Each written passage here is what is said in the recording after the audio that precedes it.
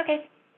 Hey, my name is Akshay. I got my master's from right here. Got my master's in the EPSE. I started in the fall semester in the year 2017, and I graduated in December 2018. My goodness. I'm really excited to be back on campus, and it's a nice opportunity to get to interact with the current EPSE students, and really nice to catch up with Terry and Dr. Baran. Right now, I work for Siemens PTI. That's PTI is a division within Siemens, and my team is based out of Albany or Schenectady, New York, the capital district of New York. I work as a power systems consultant.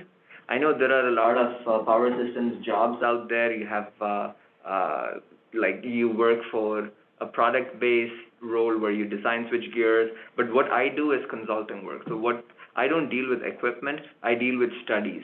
So in simple terms, what I work on is I get an input or a problem statement from our clients. It would be stuff like, okay, I want to connect a 200 megawatt wind farm. What is the impact my project is going to cause to the existing network? That's a problem statement. Or if you're aware of, say, Cape Cod, which is off the coast of Boston, if you know how it is, it's a radial line that kind of keeps going out into the ocean. So the very tip of Cape Cod had low voltage issues. So now the problem statement would be, hey, I have a low voltage issue here. How can I fix it? So those are the kinds of problem statements that I get. And that's what these guys worked on. So once I get such a problem statement, we use mathematical models. We use software like PSSE or any other power flow and dynamic simulation tools out there. And once we model the network, we perform the analysis, we look at the results. The output I'm going to give is a technical report or a recommendation. It's going to be like, okay, boom, these are the steps that you have to follow to mitigate this problem. These are the preventive steps that you have to do. So I gave an example of two problem statements which I've seen. A third one would be a black start generation. So for example, if you have a power plant built and you have not operated it, the machine's completely offline, you can't just flip a switch and expect the generators to deliver the required power. So how do you black start the machine? How do you first get the rotors to work and all of that? So everything I do is going to be on a computer. It's going to be a problem statement, do the analysis, and give out numbers. I do not have any traveling to do as part of the job. So I see all of the power and generator, everything's modeled as a single unit on my screen. Everything's a one-line diagram. But Swapnesh is in a much different field than what I am in, and he's going to talk to you about what he's doing. Yeah, before that, can you talk a little bit about the Siemens and what type of jobs power engineers do there? Sure. Siemens is a huge company. They're in healthcare. They are in product manufacturing. They make protective equipment. They make relays, and they also do consulting. So I did an internship here at Siemens Wendell in the medium voltage switchgear design team with Swapnesh, where we had to build the drawings and design the switchgear as per the requirements for the clients. So there we're focused on a specific product. So we have three different switchgears, and the customer is going to go like, okay, I want this many of those. These are my specifications. So you work on drawings, and then you push out drawings to the factory, and they make such equipment and ship it out. But what I do is consulting, where we don't work on a specific product line. Rather, we sell hours instead of products. So the way we bill our clients is by the hour. So we have, depending on what type of consultant you are, principal consultant, senior consultant, or consultant, you have different billable rates. So what we sell is hours. It's like how you would go to a doctor's office or you would go to a lawyer. So they're like, okay, I'm going to have a project. This is my problem statement. Okay, I expect this to take about 16 hours of my time, and we charge them 16 hours worth of service. We sell our service. And to answer your question, Dr. Baran, so these are the two experiences that I've had in Siemens, which is the consulting and the product development. So these are the two that I'm aware of within Siemens. Yeah, but as a group, right, Siemens is just kind of all over, as you said. That's correct. So we are fortunate in Wendell, they have a big facility. Correct. With lots of engineers there doing mostly that kind of switchgear design work. Correct, yes. So Wendell most of the Siemens employees based out of Wendell work for a product line. Yeah, either the low voltage MCCs or medium voltage switch gears, or they have new business units. I think they have battery chargers as well. So that's the kind of work they do there. And historically, what we have experienced is like our FC student join as in the design role, and then they move over to project engineer role in a matter of year or so, as and when the positions open. Okay. Yeah, they hire quite a few of our students. They used to hire, but I think lately I haven't seen many internships, many students joining as interns in that team. Yeah. And what the about design team, that I think is going to be dissolved, and they are going to have that team in Mexico. Oh. Just so that it's like a benefit, it's a cost. They're going to dissolve that team here and have only project engineers in Wendell office and have the designers back in Mexico. That doesn't sound like good news. Yeah. I don't know what drove that decision, but this is what I heard. I don't know whether that decision has taken effect as of now or not. Okay. What about the group Siemens has? They have PTI. For the consultant group, I interned in 2018 summer, and after the internship, they decided to hire me full-time, and I was glad to accept their offer. And after 2018, 2019, and 2020, we didn't have any interns there. It's a small team that I work for. The consulting team, we're about 20 to 30 people in the Schenectady area, and we have about 4 or 5 other offices across the U.S., and those offices are much smaller. Some of offices have less than 5 employees. So overall, I would say Siemens Consulting Firm, we have about around 50 people in power systems consulting. And apart from power systems consulting, they do have energy consulting, which is part of PTI. So they use software like ProMod and other tools. So they do more of the business of electric industry. So they the LMP, marginal pricing calculation, and all of those is what they work on. But I do. In my team, I'm part of the power system. So we of course discuss dollar value, but that's going to be a good faith estimate that we provide to the clients. But what we discuss is more of what is the percent of overload, what is the per unit voltage, what is your Newton-Raphson solution, did it converge, did it diverge, and all of that is what we discuss rather than the business aspect of it. So in terms of job perspective, this year, 2021, we had at least I interacted with about 3 interns. One of them was from University of Houston, and the other one I interacted was from Cornell, and 2 from University of Houston and 1 from Cornell. And regarding the internship, they basically they don't have a set internship program in my team. How it works is they bring in the interns, and then they give them opportunity to work with different consultants.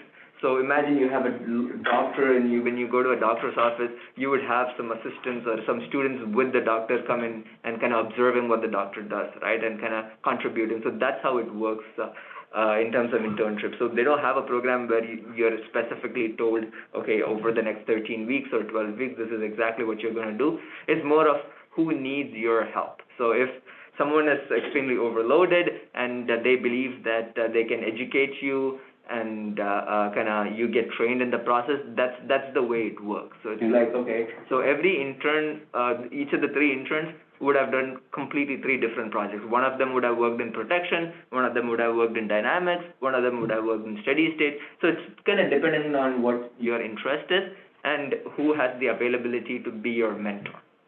And regarding full-time positions, of course, Siemens PTI is looking for a consultant all the time. But the trick is, the knowledge of the software PSSC, if you do have experience working as a consultant with PSSC software, that will really give you a leg up in terms of securing a position. Earlier this year, we had an opening within my own team within PTI, and I think I shared the link with Terry, which was circulated with the EPSE students. So we got a good set of EPSE students applied to it. We got about 4 or 5 current students, and we also got applications from former EPSE students. And do you remember Sagar? Yeah, Sagar was my partner for my capstone project for ABB, and it was Sagar who got selected for that role. Okay. So now Sagar works for PTI Consulting. Okay. So so we managed to find someone from EPSE for that role. Great. Okay. It's always exciting to know people from your program joining that role, right? Yep. Yeah, usually consultant, they need a little bit experience. So out fresh. It's egg first or chicken first story. No one wants to give a job without experience, but you want a job to get experience. Right. Yeah, that's the story. And another point I wanna mention is, of course,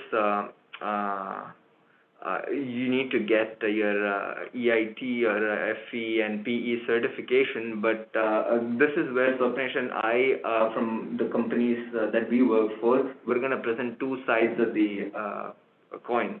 So in a consulting perspective, you're going to be given a project where a problem statement that you don't know exactly what to do. You have to kind of work around, kind of do some research on it, and then try to see how your thought process takes you.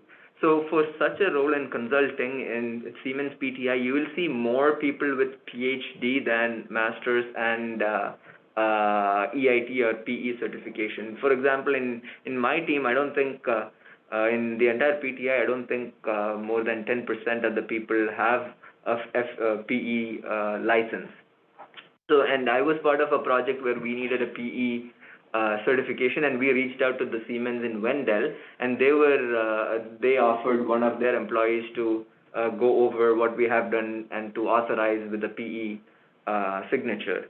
So we don't have a lot of people working towards getting the EIT certification or the PE certification. You see more people apply and get selected with a PhD degree. Of late, in the past 3-4 years, you've started to see more people with a master's degree get in, because this is basically when you're trying to sell your service, you're essentially selling yourself, right? So if you, I keep going back to the doctor or the lawyer example. If you want to be consulted by a doctor, you look at his past records, you see how much he has studied and all of that. So an advanced degree like a PhD goes a long way. If they know that, oh, a person with a PhD from NC State is joining, that just adds weight to your company skill set. And from HDR perspective, Swapnesh is going to cover all of that now. Yeah, I'm Swapnesh. I work for HDR Engineering in Charlotte, North Carolina. I am in their power generation team, and I primarily work on the hydro plants in Carolinas, in North Carolina and South Carolina. And we do work on fossil plants as well and solar farms as well, but my focus has been majorly on hydro. So, well, these plants, we don't build these plants every day, so they have been in place for more than 60 years. So most of my projects are refurbishment projects. So if they want to replace a system, if they want to replace a switch gear, if they want to replace motors, or replace panel boards, if they want to do some, if there are new requirements, they want to do the arc flash study for the entire plant. There is requirements that every 5 years you update the arc flash model, or if they put in a new switch gear, then you revise it everywhere, you revise the arc flash model for entire plant. So that's the kind of stuff we do. And just like Akshay, we also just sell our time. We do not have any physical product to sell. It's just the engineer's time that we sell. And that's basically the business model of the company. and mine is also a small team. I mostly work for Duke Energy, and there are other clients as well. And in our company, the work sharing works really well. So if I have downtime, I can work with somebody from Washington State if they have any help, and if I have expertise in that area, I can work with them. If I am busy, if I am slammed with work, I can ask someone from California or somewhere else for that help. They have quite a few offices. So, I mean, HDR is spread across, I think, continents, and the majority it's in US, but we have in UK, we have in Australia, we have in Canada, so it's everywhere, and there are like more than 10,000 employees, and we work in different sectors, not only just in power, in architecture, in transportation, everywhere. This is an employee-owned firm, so and that's an added advantage. Collaborate globally? Yeah, globally. So you can reach out to somebody outside US for a project? Work sharing, I have personally not worked on a overseas project. I've only worked on like projects within the US. And I don't know how it will work out, but I've seen the competitors, like our major competitor is Burns and Mac, and they share their work with India office or London office, so that works out well as well. Okay. So my work is basically, so we take bits and pieces. We take input from client, we take input from vendors, and we put together a design, like how everything will work in unison. And we put together drawings, like one-line diagrams, elementary drawings, and connection diagrams, so that installers can use those drawings to put together stuff in the field. So initially, what we go is like, we go in the plant, see the constructability, where we can route the cables through, where we can put cable trays, and where we can put the feasibility of the new construction. So that's what we do. This is called like pre-design walk down. We go to the plant because this is a brownfield job.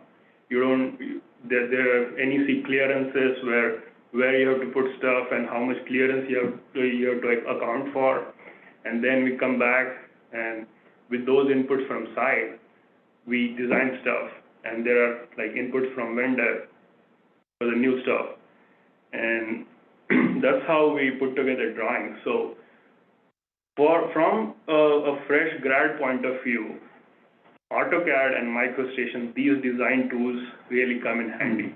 Because, I mean, let's get real. Nobody is going to, like, take fresh grad and have them work on, like, calculation right away. You have to begin somewhere. You have to start with, like, baby steps and get, like, evolve into an engineer. So that's what we expect fresh grad to do. Come in and learn client procedures, how the client wants their product delivered, and start from, like, one lines, then elementaries, then connection diagrams, and then move your way forward, and then just kind of understand everything, and then how to put stuff together and be an engineer. So that's how we do. Was hydro something that you were interested in before, or was there a little bit of a learning curve there? I mean, this is called power generation. It's like hydro has been more profitable business point of view.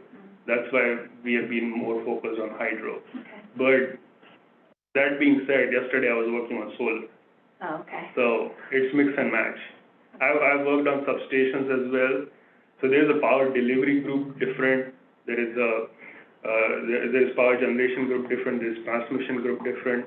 So as per your interest, you can just switch teams as well. Yeah, that's impressive. Yeah. Typically, the design firms like that, wide range of expertise you need to have to do those things. Yeah. I'm so impressed, both right, very specialty. But as an EPSE student, it looks like you made an enormous progress to come to where you are in such a... We're trying. Yeah. So What do you think then, how well the EPSE prepared you for those jobs? I would say the coursework was designed exactly to be in line with the industry. In my case, as I mentioned, the words we use every day is Newton-Raphson, per unit, Gauss-Seidel, did the solution converge, did any machines get tripped, what is the voltage, what's the current, how do you change of base formula. These are literally what we use every single day. Resistance, reactance, charging, susceptance, conductance, all of that. So what I do in terms of the steady state analysis is exactly out of the books from the EC 550 Power Systems Operations and Control course. I have not used state estimation. I remember that was the 5th unit, but the first 4 units or the first 4 chapters is basically exactly what we do. So if you look at a solution, you'll know the 4 variables you're calculating for power, P, Q, V, and theta. You know what's a Jacobian matrix. So these are exactly the things that I see pretty much every day for 8 to 9, 10 hours every day. So that course is basically the foundation for the kind of work I'm doing. That's the work that I got started with, and off late at work, I've been doing some work in power systems dynamics. I did not get the opportunity to take the power system dynamics course offered at NC State, but I know that's a 700 level course offered by Dr. Chakraborty. That would have been of very help for me, because right now I'm learning it on the go, but it would always be nice to get the academic perspective of it, so you kind of know the theory behind it before seeing what it actually looks like in the in real life problems. So that course I recommend if you want to be in consulting and you have some theory in if you have some knowledge in power system dynamics and stability, that's going to help. And regarding power system transients, I took that course under Dr. Lutkeman. Beautiful course, extremely wonderful course. And in my team, we do have a couple of engineers working on power system transients. Unfortunately, I am not part of that team, but in the future, if I do get opportunities to work on power system transients, I will for sure be going back to my notes from that course. That's for sure. And so I'm kind of picking few courses. You know, power systems, you can be in protection, you can be in stability, you can be in steady state, you can be in design, you can be in distribution, you can be in transmission. Once you start working, each of them are separate fields. So EPSE is kind of like a gateway point where after you gain your knowledge in an all-around direction, and once you start working, obviously you wouldn't put all your 10 courses knowledge to work. You're gonna be selective. But then, yeah, I mean, I agree with Akshay. EPSE is the best seller in the industry. Trust me, I'm not just sitting as EPSE alumni and saying this, but EPSE is the best seller, and you get kind of knowledge of everything. You get knowledge of like power system and the distribution, the SCADA, automation, and we have friends from our batch, Barani and Maulik and other people who are working on automation side and protection side. So you get good mix and match in EPSE in like everywhere, like from everywhere. So EPSE is really designed well, and I mean, when I was interviewing for my jobs, I used to have Dr. Baran's the EC 550, the cheat sheet I made for the exams. I used to have those in front of me for the phone interviews. And they would say, like, okay, answer this question. And then there's no restriction of time, so you can take your time, you can have the calculator, and then you can answer the question. Because it's a phone interview. No one has said anything like you can't have the cheat sheet. So I used to have my cheat sheet.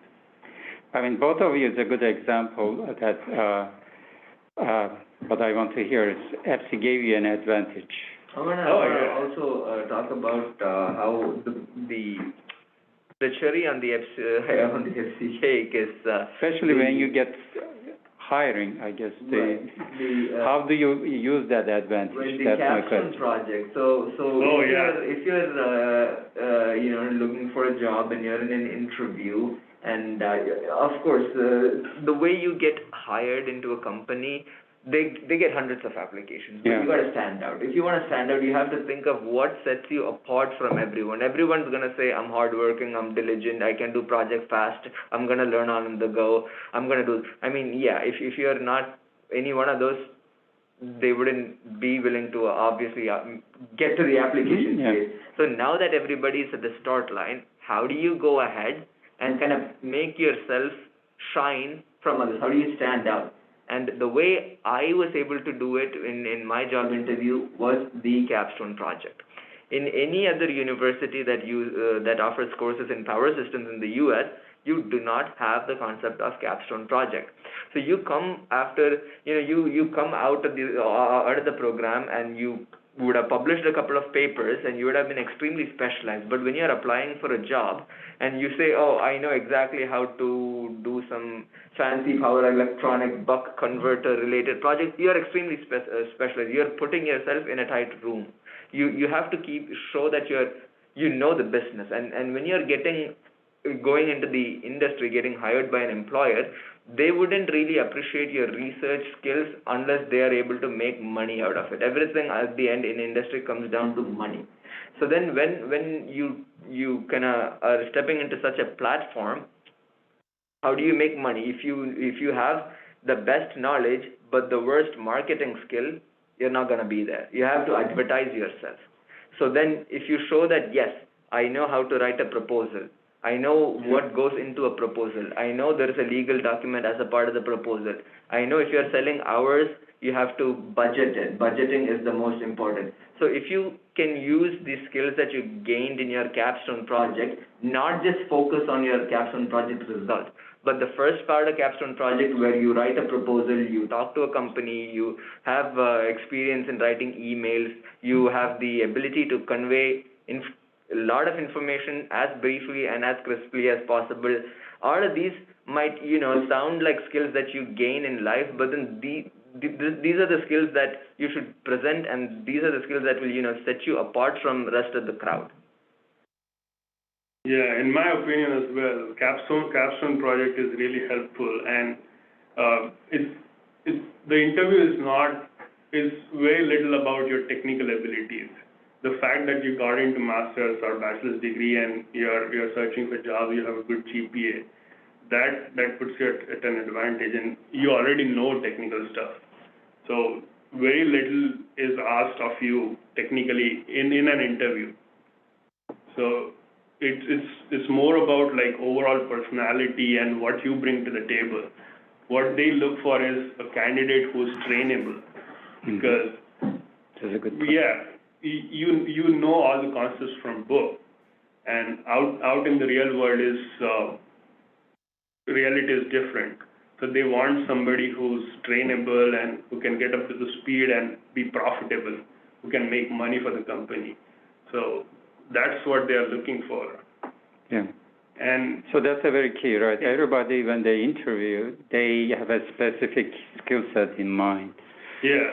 So the whole thing is make sure that you kind of show that you can show fit the in there. flexibility. Yeah, exactly. You can. Yeah. Yes. So Akshay has been talking about how Professor Varan's course actually helps him along his work line every day in and day out, right? Mm-hmm. So going back to your interview days, do you remember like while you were being interviewed, what kind of questions would come out of the recruiters? Like were it more technical or were it like more generic questions? Like how Swapnesh is talking about like the technical stuff.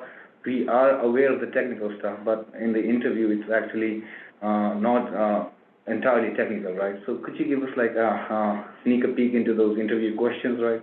Yes, I'll give you two kinds. I did not have an extremely rigorous round of technical questions. Nobody came up to me in a call and go like, okay, I have a 0.2 per unit reactance on a 345 kV line converted to 230 kV base, and then add a charging, how much current is going to be. Like nobody came up to me and asked. But that being said, I know some people interviewed for Schweitzer.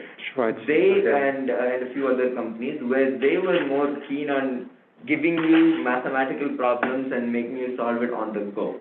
I did not have that kind of interview at all. The kind of interview I had was they wanted to test, they wanted to basically see if I was trainable, how I would fit in a team, and if I have gone through a project, they wanted to know exactly how well I knew my contribution to that project. So I give my resume with my projects that I have worked on, which are relevant to the industry role that I'm applying to. So if you're applying for a role for a company that's focused on transmission, you don't want to highlight your IEC protocols and all of that, because that's not what they're doing. So having a resume targeted for a company would give you a head start. That being said, I know that takes up a lot of time.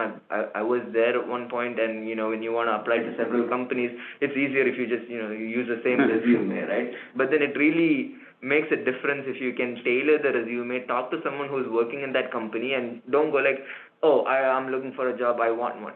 What are the skill sets that I can bring to the table to be a better fit for that company? So then they'll go. So in my case, coming from Siemens PTI, I'm gonna say PSSC, load flow, transmission. These are the keywords. So now if I get a resume with fast charging, buck boost converter, that's not gonna fly. So then the questions I was asked is, okay, now you have done this for your capstone project. Can you please talk about it?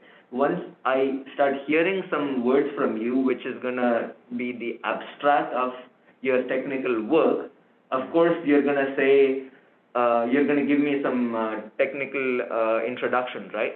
From that, I can pick and go like, oh, if you did this, would this work? Now, if I increase the voltage, what would happen? So it was technical questions that I was asked based on the work that I had done, not something where I had to quickly do double integral and figure things out. But Swapnesh has experience with this. Yeah.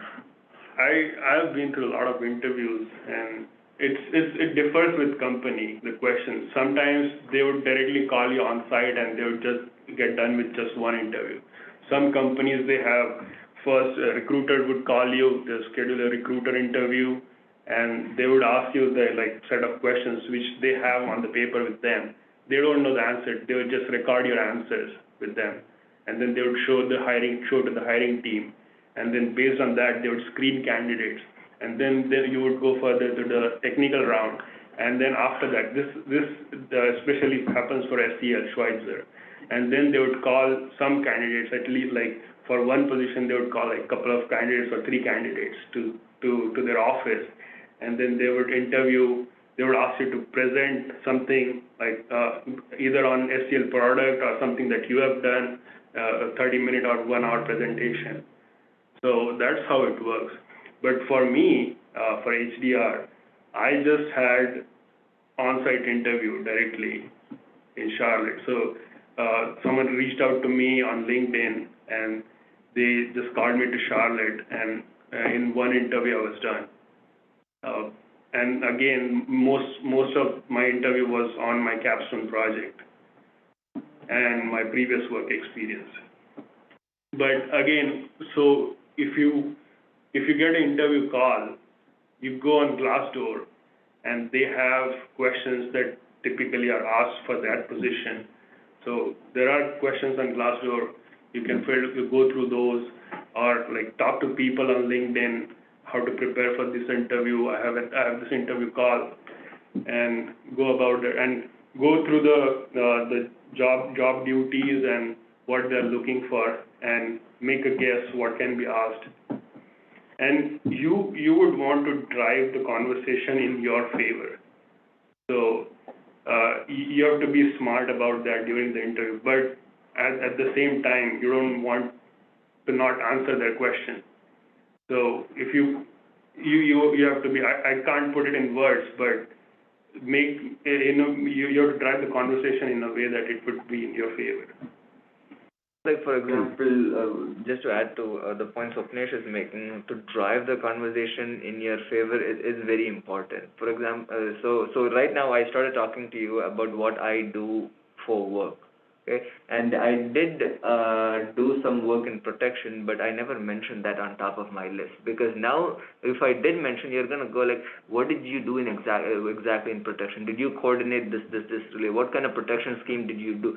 So then if I bring up a topic which I'm kind of wavery in, that's just calling for an don't expose your weak. Don't expose. And when someone asks you something, for sure, the first thing that will come to your head is what you're weak at. Your strength, you are so confident. Yeah, vulnerability.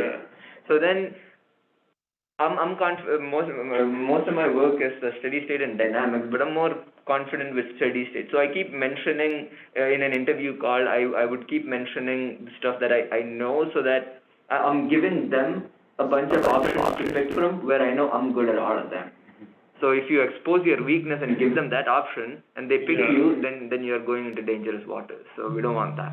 From your resume, you want to mention the stuff that you know the most about, and not to kind of go in the direction which you're not comfortable with. And with interviews, one mindset that you have to kind of get yourself in is they're not the only people interviewing you. That 1 hour call or 2 hour call, you're interviewing them as well.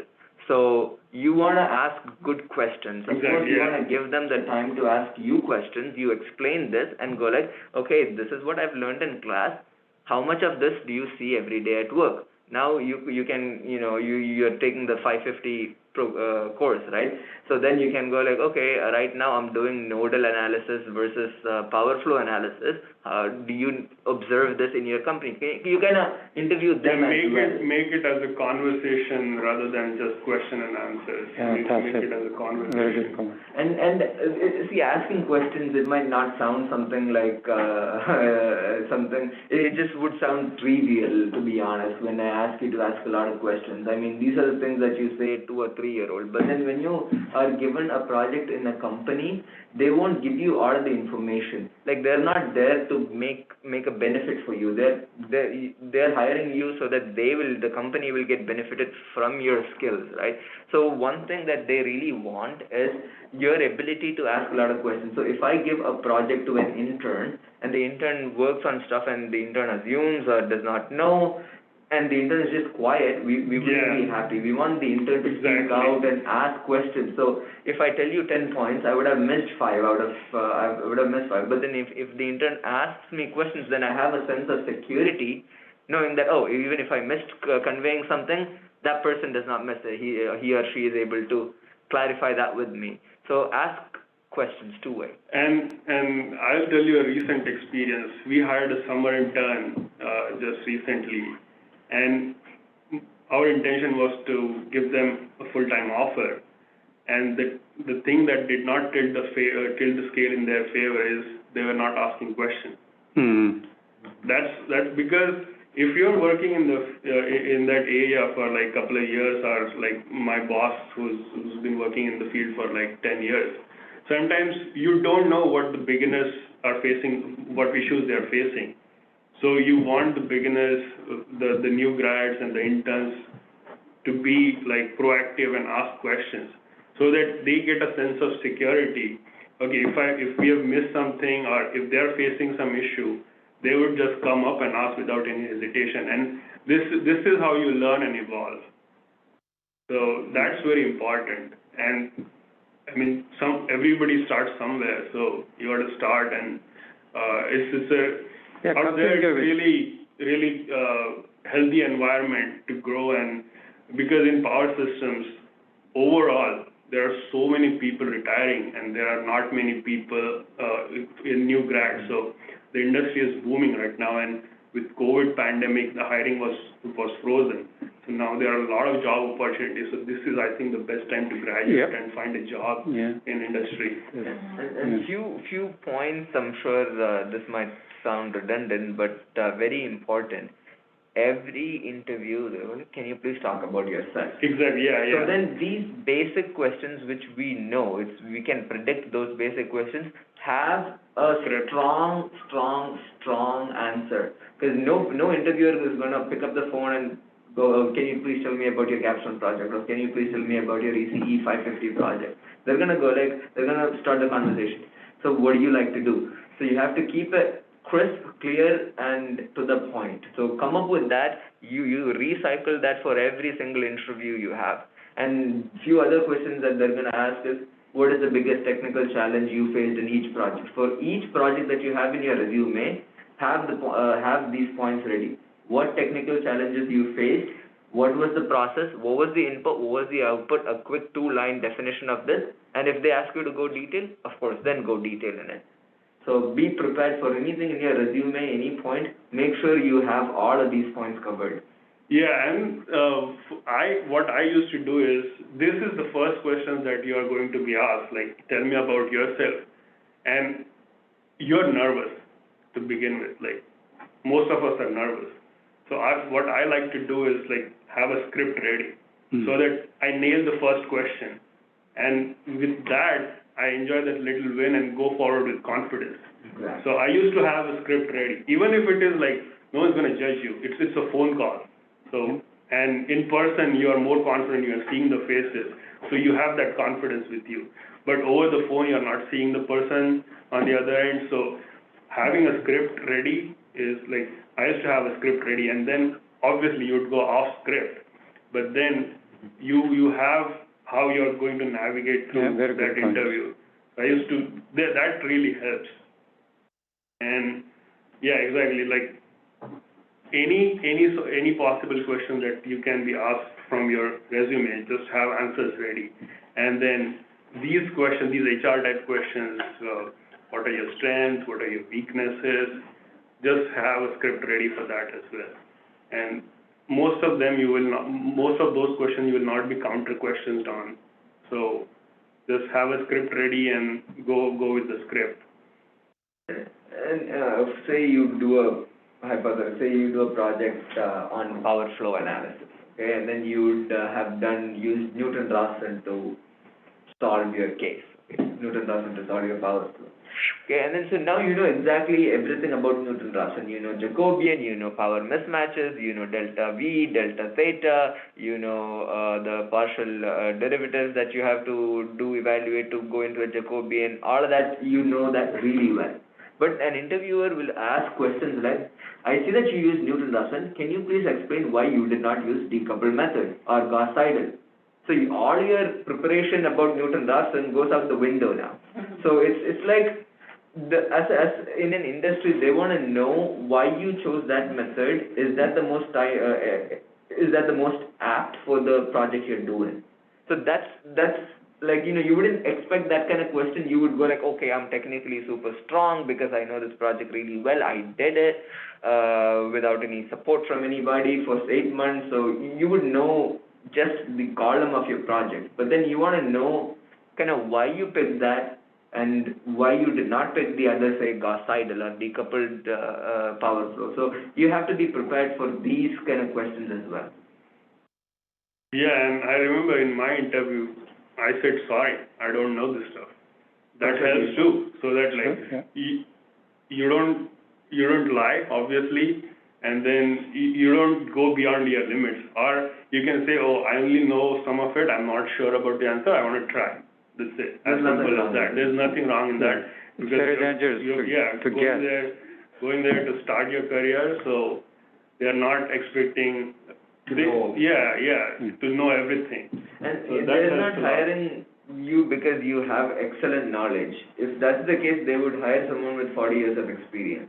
So when you're coming out of a master's program, they very well know that you might not have any work experience, or maybe 2 or 3 at max 4 years to begin with, right? So then they're looking for a candidate who is trainable, who can pick up things quickly, who can understand what they're trying to say. That's the strength you should show. You should, if you claim that, oh, I have the best knowledge in power systems dynamics, that's not going to go far, because if that's the case, they would hire someone with 35 years of experience. But And it sounds like LinkedIn is the very best place to link. A lot of times, like even when I was going through job search, I used to think, oh, I don't know anybody here. And I hear all the time that all the positions are filled like through referrals, and I don't know anybody. What do I do about it? I don't know any companies. I just know ABB is there, Siemens is there, and there are a couple of Black & Veatch and HDR and whatnot. But there are other small companies too, which you don't know of. So how do I know about them? So let's say now Akshay and Swapnesh came here. So you go on LinkedIn, find Akshay Anantharaman and Swapnesh Lad. And in LinkedIn, there is a really cool feature. You see, they would give you suggestions. So Swapnesh has these 10 connections, and they work at 10 different companies.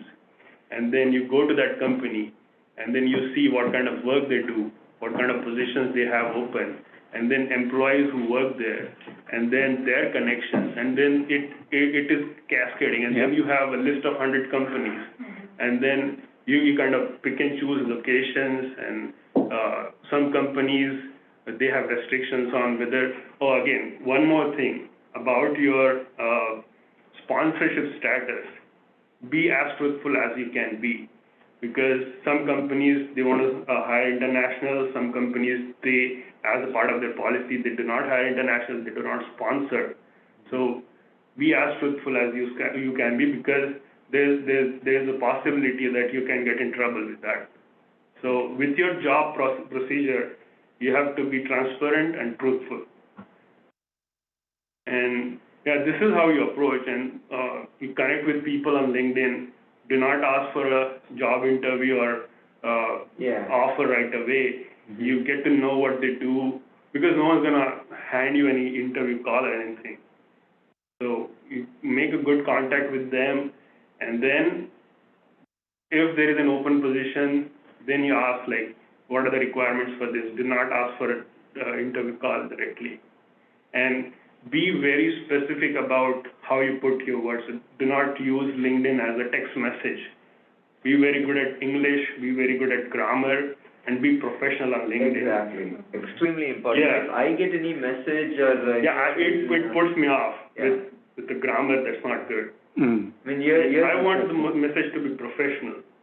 Especially like from where we come from, we sell hours and we want our output as a technical report, right? If you can't type a 30 to 40 word LinkedIn message without the appropriate punctuations and spelling and then how can I trust anybody to crank out a 30-page report and sell it for a couple of thousands of dollars? And that just shows the seriousness of the exercise that you're doing, job search, and it's only going to benefit the candidate, not the employer. And on your very first message out to someone on LinkedIn or any other platform and you're seeking opportunity, I mean, I wouldn't say, okay, hey, I'm looking for a job, do you have I would go like, okay, can you please explain what you do at work? And if they do respond, once they respond, you can go like, okay, I feel these are skills that I have. Now that you have kind of established a match to what skills are required in that company, then it'll be easier to go like, okay, I already know this. And I see everybody out there will go like, I'm looking for a job, I'm graduating in December 2019, do you have any openings? Yeah. I mean, how do you... No, I never reply to such questions personally, because you should have the decency, because somebody's putting their own time and you can't just right away ask for a job. That would be more like imposing, right? Yeah, I mean, there is 99% chance that your message will be ignored. Yeah. So ask on LinkedIn think of it as LinkedIn to be like a career fair where you get to know each other, rather than you knocking on doors and asking for a job. Yeah. So you kind of ask them what skills they use predominantly at their company, and see if you have a match. If you do, go like, I already know this as a part of my coursework, I've studied this. That will be a good starting conversation. But so far we talked only about LinkedIn. I had luck through all the avenues. Like I got interview calls from LinkedIn, I got through referral, I got through online applications, I got through career fair. So it's not like this method works and that method does not work. It's a black hole. It's a black hole. There is no foolproof procedure for that. You put in your application and just forget about it and move on to the next application. There is no set procedure. Or you do these things and get to an interview and get a job. I wish there was a foolproof procedure, but unfortunately there is no foolproof procedure for this. So you just have to try, and then there is I forgot what is it called. There is a NC State web page. EPAC, EPAC. And then you have a list of companies and their recruiters contact you. But the EPAC doesn't have EPSE program listed on it. I tried checking it out, but it has the electrical engineering program. Yeah, that's where you would have to filter out. It doesn't filter out to EPSE. No, I mean, like, you would have to do your own research and find companies. But then the way I told you, just go on LinkedIn, find connections who work there and their connections who work in some other different company and the employees who work in that company. And sometimes, like, there are these small little companies who you don't know of. And you just have to, God knows if they have some openings and you just are at the right time, at the right place at the right time. That's what is needed. Essentially, it comes to that. Because for a new grad, they are not very keen about having 100% match to the job duties. If they get like 70% match, what their requirement is to fill the position, because they can't keep the position open forever. If it is a very highly skilled, like 15 years experience position, they would wait for the right candidate. But for a new grad, they're more keen on filling the position than having the right, like 100% match. And speaking about being in at the right place at the right time, that matters. Things in corporate world can move really fast. So right now, what month is it? October in 2021. My team for sure has not even thought anything about 2022 summer intern. So if you ask someone for an internship for the next summer right now to Siemens PTI, they'll go like, we don't have anything open. Okay, but then you will strike off Siemens PTI on your list and you will keep moving forward. But then later, 3 or 4 or 5 months from now, generally the best time is about March, April, even May. They'll go like, oh, okay, looks like we have so many projects, might as well hire an intern. Let's see if someone can join in 3 weeks' time or 4 weeks' time. So the timing matters. So right now, if you guys are looking for an internship for the following summer, it's too early. It's the best time to set up contacts now. If I were in a position like in my first semester right now in EPSE, I would concentrate on EC 550 and SCADA and all the projects and all the courses and projects, respective projects, so that you have enough knowledge of those courses and you gather concepts and stuff to talk about in your interview. And you kind of connect on LinkedIn with people so that when you're looking for an internship next semester, then you can go back to these connections, because by then you are not new to them. Yeah. They would remember, oh, this guy or this girl, like they have reached out to me, and they are not new. They are not just like that looking for jobs. This is the kind of groundwork that you do in your first. I don't know if you guys are in first semester or you're graduating. Of course. Okay, so this is the kind of groundwork that you lay in your first semester, because right now nobody gives summer internship offers well in advance. Summer internships are probably the least prioritized things in the team's calendar or in their to-do list, because they can hire summer internship interns in 2 weeks notice. Yeah. We're almost out of time. We are out of time, but we have one question, and it's an internship question, so it's good timing.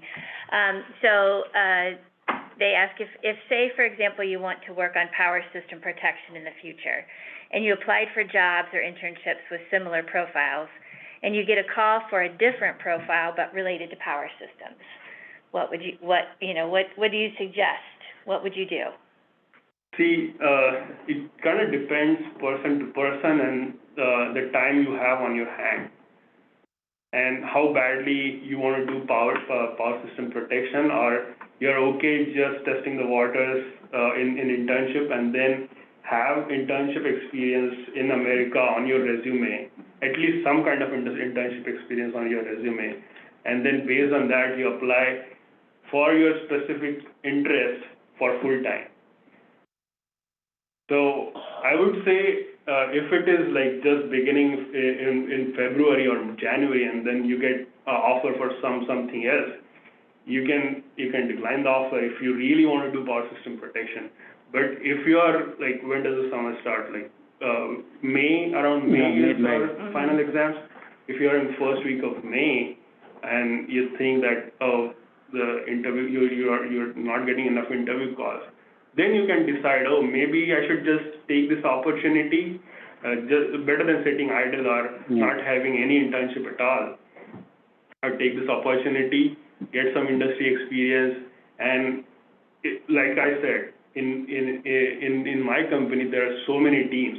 So once you get through the entry door, you can interact with people who do power system protection in my company. You can express interest to your boss. This is what I'm hired for, but I want to get experience in this field as well. So they would, and interns, they let you work on anything, at least in my company. They'll hook you up with power system protection. They would again controls. It's an open field for interns.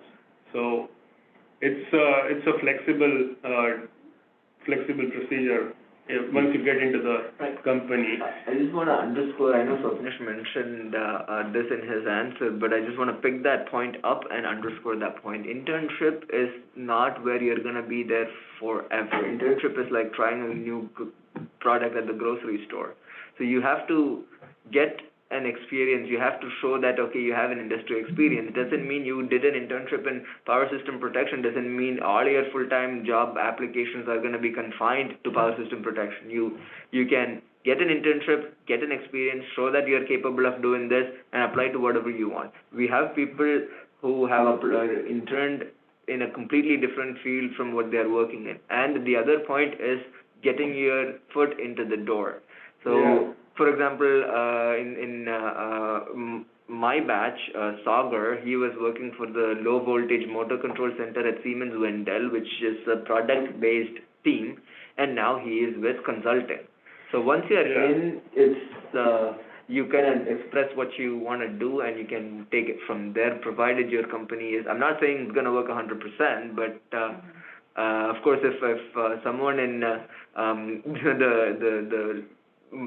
product team hires you, it would be disappointing for him to go through the process of hiring you just to put you in someone else, right? He needs a resource too. So they would be kind of hesitant to give away their resource to some other team, even though it's the same company. It's going to be a tough conversation to have, no question, but it's possible. Ultimately, you who's working. Yeah, I've seen people who were working on power system protection in SEL, and they worked there for like a year and a half, but they wanted to do robotics. So they switched from that job and went into robotics. So it's like having something and having industry experience on your resume is better than having nothing. Yeah. So I would suggest do not be rigid when you're looking for your first job, and because you don't know exactly what is out there. Maybe you like power system protection course in academics, but that's not the only thing you like. You may like other stuff as well. And then if you get good mix and match in your job, that's even better. Yeah. Okay. Well, this has been fantastic. Thank you guys so sure. much. Would it be okay if I shared your contact information with Yeah, you? definitely. I'd be glad. Yeah. I check my NC State email regularly. Okay. I do check my NC State email regularly. Excellent, too. thank you. I have some. Got it. I forgot my card. I was working till late last night. Thank you, both Akshay and Swapnesh. Really appreciate your coming in Thank you, Akshay. and sharing your experience. It's a pleasure to see you. Yes. I do have a full-time position on my team. Just the last thing I wanted to mention for fresh grad or who are graduating in December. So if anybody's interested, they can apply, Okay. and Feel free to share that information Yeah, I'll with me if send you you- haven't already, and I'll yeah. send you the link and requisition ID. Okay, Okay. excellent. But yeah, it'll be good to have another NC State FC grad. Sure, we're glad to have them. But even the sure. seniors from undergrad, Okay, yeah. sure. All right. Well, thank you, guys. Thank you so much. Thank you so So much. good to Thanks be for back joining and us chat today. with y'all. Thank you, guys.